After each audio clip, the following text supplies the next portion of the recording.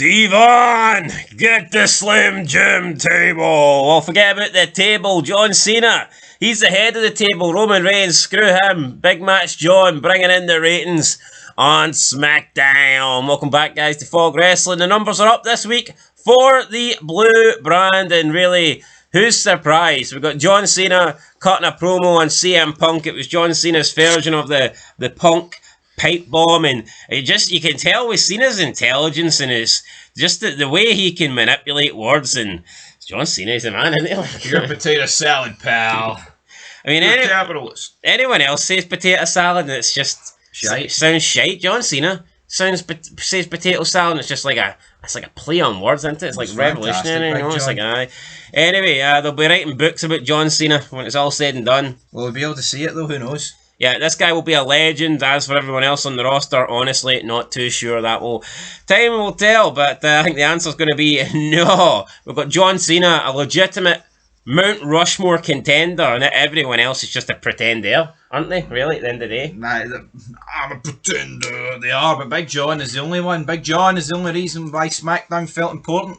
Him having a match. That is true. Friday, June 20th, 2025, 8 o'clock to 11 p.m, 3 hours of Blue Hell. Who in the Blue Hell are you? Well, my name is John Cena, and he delivered a 1.524 million rating. Now, I mean, it's not great, but it is up 9% on last week's 1.401 million rating. It's also up 9% on the past 4 trailing weeks. And is the best rating that SmackDown has done now in a few months, and it's the highest rated SmackDown, I believe, since WrestleMania. So, it's going in the right direction, and we'll look at the SmackDown numbers here. But as you can see, it is the best number that they've done since the week after Mania, which is probably to be expected because, you know, obviously, you have the title change, people are going to tune in. But, I mean, since the week after Mania, this is the best number that they've done, a 1.524 million. So it's the best rating in 1, 2, 3, 4, 5, 6, 7 weeks. So 2 months, to be exact.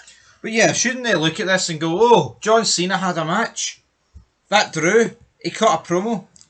We should do that more often. No. What's that? Why would we do that? John Cena having a match and John Cena cutting a promo gets more views and gets more eyes on the product than Johnny Gargano? I didn't know that. What are you on about, pal? You tell me that Cena's a draw and Johnny Gargano's not? Johnny Wrestling. Who would have funk it, buddy? But yeah, we'd have funk it. Anybody with a brain cell, to be honest, would have funk it. It's quite clear that you put John Cena... It's like the Raw last week. The Raw last week was, considered to be... Or the previous week was considered to be like, you know, one of the better Raws that you'd seen in a while, and the rating proved that. It went up to like a 2.9. 2.9 indeed, yo. So, I mean, it just goes to show that if the show was good, more people will check out, especially on Raw, because you've got a whole week to actually check out rather than SmackDown. You need to actually watch that live to contribute to the number. But with Raw, if people find out, even on Tuesday, Wednesday, people find out that something important happened on Raw on a Monday, that gives them the opportunity to check it out over the course of the next week on Netflix, and that adds to the number. So I think with Raw now, we're seeing that if you put on a good show, the numbers will go up. Guaranteed, almost. Because people will find out about it, and they will watch it. Yep. Maybe it's different with NXT and SmackDown. Maybe something unexpected can happen on that show, and if you didn't watch it, well, there's nothing you can do about it. But with Raw, if something good happens on that show, you've now got a 7-day period where the viewers can check out and contribute to the viewership. So Absolutely. Raw is proven now that if you do something good on Raw, you will get a bit of a boost. You will see the increase in viewership. If you do nothing and Raw's shite, then you ain't going to get any views. No, and that's what happens when you put on shite shows. And the proof's in the pudding, man. Alright, we're Raw. In fact, it's over a week. If you put on, it's not only that. Like, yeah, they've got the clips. Yeah, but you'd rather watch the full show if it was good than the clips. Absolutely. Right, anyway, speaking of the show, what was on it? Full segment, John Cena recreates CM Punk's famous pipe bomb on SmackDown. It's got 2.2 million views. So yeah, Big John there, bringing in the numbers, 2.2. I mean, he's the only guy that I see every week getting over 2 million. Yeah, he's the fucking man, isn't he, Big John? Unless the Rock plans on coming back or something, but... What are you doing? As for now, he's the only guy that's really doing that. Right, second spot, we have Jimmy Uso helps Jacob Fatu repel Solo Sikoa and JC Mateo Onslaught. That's got 1.5 million. I've no idea how. I mean, I think we can all agree that for some strange reason, the Bloodline is like the only thing that, outside of the top few stars that WWE have remaining, the Bloodline as a group is like the only other thing in this company that is consistent with the numbers that it brings in. Yeah, you know, even this jobber version, where you no longer have Reigns. I can't stand them, right? But you know what? See the numbers this is providing? This shouldn't be for the US title. It should be for the world title. It should be for Gunther's. Aye. Just based off viewership alone. Well, not viewership, but based off the ratings. Well, not the ratings, the fucking clips. Because you're right, they always do high. And that's without Roman Reigns. And without main event Jay. Aye. So you can't just say, well, it's the Roman Reigns effect. Now, people will say, well, Roman Reigns is the one that put the Bloodline over. But, I mean, this new version of the Bloodline's been about for over a year now without Roman Reigns. Yeah, people know what they're getting without them. So him. Yeah. Third spot, we have full match. John Cena hits CM Punk with the AA through a table on SmackDown. Bit weird that it's full match, yet the talking point is Cena hitting CM Punk with the AA. Yeah, it should be Cena hit Punk. Should be Cena Truth. Aye, yeah, that was the actual match, not Cena Punk. Yeah, it's almost fake news, isn't it? It's almost like you got Punk Cena. Which we definitely did not, but here maybe that's what they want to try and tell us that we got. But here, I've no issue. Cena versus Truth. And it kind of had another lackluster ending. Is there a trilogy in there? Do you think there's a Cena for the belt? No? Because Truth just left, man. He just fucking tucked his tail between his legs. So there's no third match for the belt, no? I don't think so. Interesting. Maybe, but we'll see where it goes. Alright, fourth spot, we have Ron Killings calls out John Cena after attacking Kit Wilson. This got 639k. Again, the only reason why this is Drew money is because John Cena's name is in there. But certainly not because of Kit Wilson, is it? No, yeah, I mean, R-Truth is a bit responsible, but it's all because John. Kit Wilson can take 0%. Well, I wasn't planning on giving them much more than 0%, to be honest. Fifth spot, we've got Braun Breaker and Bronson Reed's ambush on LA Knight backfires. Yeah, it's got 529k. Sixth spot, Cody Rhodes, Jey Uso, Sami Zayn and Randy Orton make king-size warnings.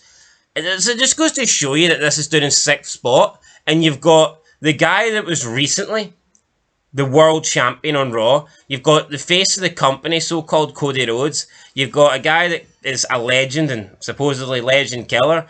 And some people have said you've got the biggest babyface in professional wrestling today in Sami Zayn. Four guys. And some people have said one of the best babyfaces ever in wrestling history. Which is a mental illness for Sami Zayn, by 513k. Yeah, but look at this. Oh, king-size warning. What were the warnings? It was the four of them kissing each other's arse, man. I mean, just look at them standing facing the camera. It doesn't look like a good segment. Where's the animosity? It doesn't look like four guys that want to kill each other to get to the top, get that title shot. The main event, the 2-night first ever SummerSlam. It literally does look like four people brown nosing each other. That's what it is. Right, seventh spot, we've got Alexa Bliss saves Charlotte Flair from the Secret Service. This got 500k, 500,000 in there in seventh spot. Then we move on to eighth spot. We had Randy Orton qualifies for the King of the Ring finals. No mention of Sami Zayn, just Randy Orton qualifies. That was in eighth spot. Ninth spot, we have the Street Profits to defend the titles against the Wyatt Six, 387k. Ninth spot, we had Nia Jax attack Tiffany Stratton but stops Naomi for cashing in. That's got 356 views. Then we go further down to Tsunami. Bronson Reed crushes LA Knight with 3 tsunamis. And in last place on this show in terms of views, we got Asuka qualifies for the Queen of the Ring finals with 219k. Who ready for Asuka? Well, not the viewers, that's for sure. See, that's the problem. She should never have won. I'm not saying if Alexa Bliss wins, it gets 2 million views, but it gets more, doesn't it? Well, Alexa Bliss saving Charlotte Flair. It's got 500,000. Yeah, because see Asuka, she's doing a move though. You can't tell who it is. Who's she's doing it to. It just says Asuka. She's not a draw. She's shite and she's 40 odds and old, decrepit. Yeah, and I wouldn't go as far as saying old. Well, old, yes. Decrepit, probably not. I mean. No, but you know what?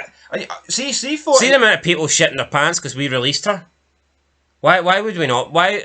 See if you only have room for 6 women. Why would you? See if you're last on the clips on SmackDown or any show, you should get released. We've been saying this for weeks and months. Why not do that? A game show elimination. Aye. If you bring in the lowest amount of numbers on that week's show, you're out of here. You're gone. That's what. Imagine people putting a wee bit more effort in. Could imagine that. See if that was the case. So top Johnny Gargano would beg not to be on the show. Don't put me on the show, buddy. And I'd just be like, nah, I might face Cena every week. You'd still drag Cena in. It's me against Big Match John. Main event, world title on SmackDown every single Friday night. You gotta book me in at Triple H. You gotta do it. Anyway, John Cena numbers are up here. Best SmackDown rating in a couple of months, so we'll see if this can continue heading into Night of Champions. Not many dates left though for Big Match John. Sad times. This career is coming to an end. I'm going to assume that he will be on SmackDown in a couple of days since it's in Saudi. I'd have to assume so. And that's another 2 dates off. What's he doing tonight? Like wait, 12? Does he need to count that as a date? Aye. It's the same venue, isn't it? Or same arena, or same city? Oh, I don't know. He was doing plenty of that before. Well, they've done a SmackDown on the Friday and then he's been on the pay-per-view in the sun. If he does, if he wrestles both nights of SummerSlam, which is highly unlikely, will he count that as 2 nights? Of course he has. Come on, John.